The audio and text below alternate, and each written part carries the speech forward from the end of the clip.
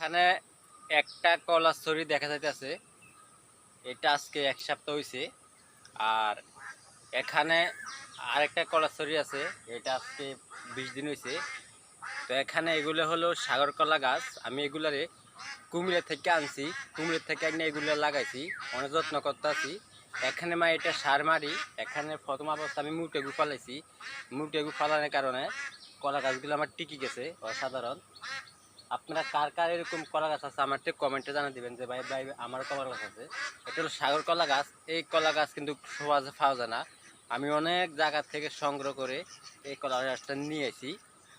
তো পিছনে আরও কলা গাছ আছে, দেখুন এটার মধ্যে এখনো থোঁড় বাড়িছে। দেখুন, লক্ষ্য করুন আপনারা, ওই যে লম্বাটা দেখা যায়। আমি একটু সামনে যাই, এই দেখুন লম্বা দেখা যায়। এটা মাত্র বাড়িছে, এটা আরও কদিন পরে কলা ছড়ি দেখবেন। আমি অবশ্যই আপনাকে দেখাবো।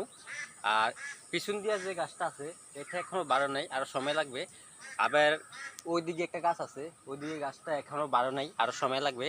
এই গাছটা সময় লাগবেও।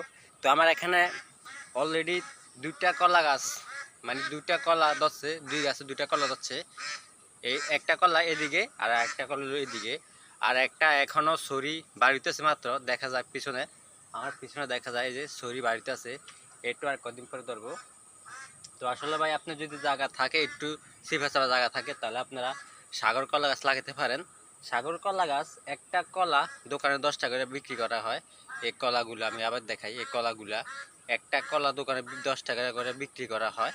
তো আপনারা যদি জায়গা একটু থাকে তাহলে আপনারা কলা গাছ লাগান, লাগালে দেখবেন অনেক টাকা আয় করতে পারবেন। এখানে আমার কলা গাছ অনেকগুলো আছে, 50টা মতন কলা গাছ আছে আমার। আমি আবার ওইদিকে আবার কিছু কলা গাছ কিছু কলা গাছে ফুল আছে না, এই ফুলগুলো আমি ওইদিকেও লাগাইছি। ওইটি এখনো বড় হয় নাই, ওইটি ছোট ছোট রয়েছে। আর এদিকে আমি মনে করেন এদিকে গাছটি আমি কাটতে ফেলাইছি।